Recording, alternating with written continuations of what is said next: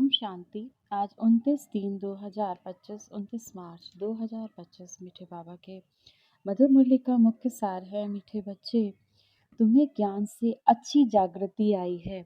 तुम अपने 84 जन्मों को, निराकार और साकार शिव बाबा को, परमात्मा को जानते हो। तुम्हारा भटकना बंद हुआ। मीठे बच्चे, तुम्हें शिव बाबा के ज्ञान से अच्छी जागृति आई है। तुम अपने 84 जन्मों को भी जान गए। निराकार परमात्मा शिव बाबा निराकार स्वरूप में हैं और साकार पिता को भी जान गए। ब्रह्मा बाबा हमारे साकार रूप में हमारी पालना किया और शिव बाबा निराकार स्वरूप में। तो बाबा कहते तुम दोनों को जानते हो, तुम्हारा भटकना बंद हुआ। प्रश्न है, ईश्वर की गत मत न्यारी क्यों गाई हुई है? उत्तर, क्योंकि वे ऐसी मत देते हैं जिससे तुम ब्राह्मण सबसे न्यारे बन जाते हो। तुम सबकी एक मत हो जाती है। दूसरा, ईश्वर ही है जो सबकी गति सदगति करते हैं। अब बाबा ने कहा क्या ईश्वर की गत मत न्यारी क्यों गाई हुई है? क्योंकि वह ऐसी श्रीमत देते हैं जिससे तुम बाबा के बच्चे, तुम ब्राह्मण आत्माएं सबसे न्यारे बन जाते हो। तुम सबकी एक मत हो जाती है कि हमारा परमात्मा शिव बाबा निराकार स्वरूप में है। वो इस दुनिया में स्वर्ग की, सत्युग की दुनिया की स्थापना करने आए हैं। ईश्वर ही है जो सबकी सदगति करते हैं, पुजारी से पूज्य बनाते हैं। इसीलिए उनकी गत मत न्यारी है जिसे तुम बच्चों के सिवाय कोई समझ नहीं सकता।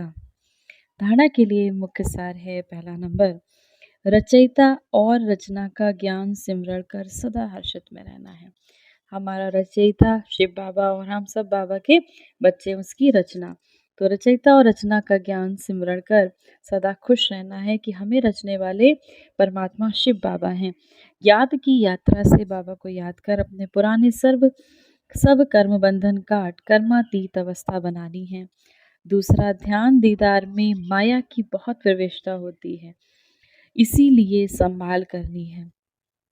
शिव बाबा को समाचार दे राय लेनी है, कोई भी भूल नहीं करनी है। वरदान है, अपनी शुभ भावना द्वारा निर्बल आत्माओं में बल भरने वाले सदा शक्ति स्वरूप भव।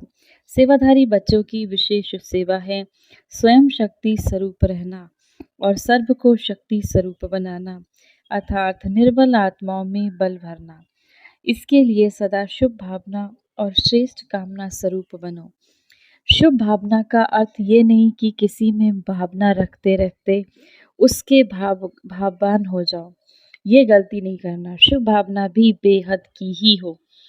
एक के प्रति विशेष भावना भी नुकसान कारक है, इसीलिए बेहद में स्थित हो निर्बल आत्माओं को अपनी प्राप्त हुई शक्तियों के आधार से शक्ति स्वरूप बनाओ।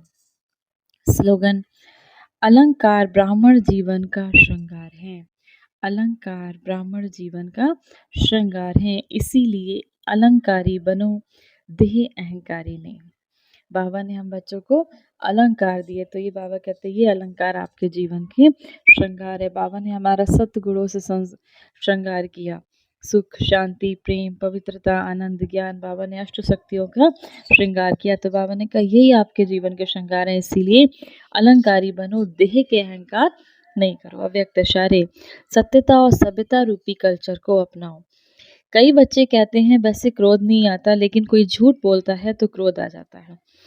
उसने झूठ बोला, आपने क्रोध से बोला, तो दोनों में राइट कौन?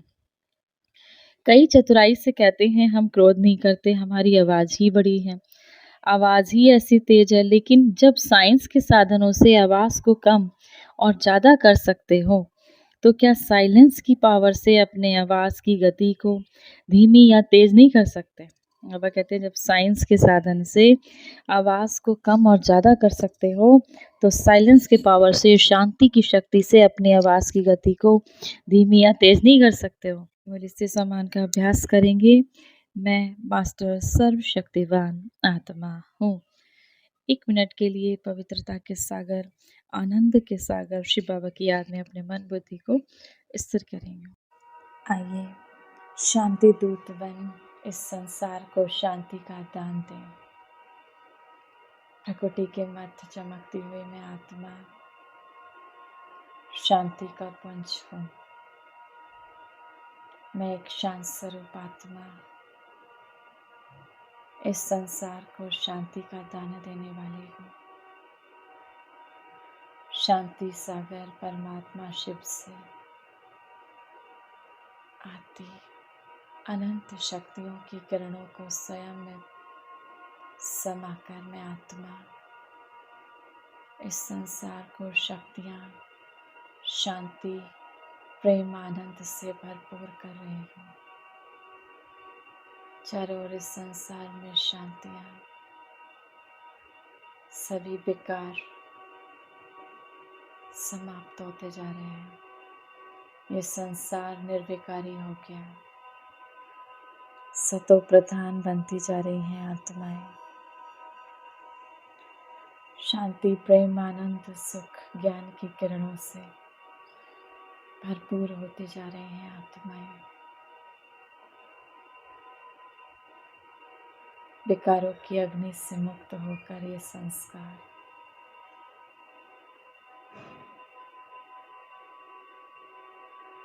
शांत स्वरूप बन गया,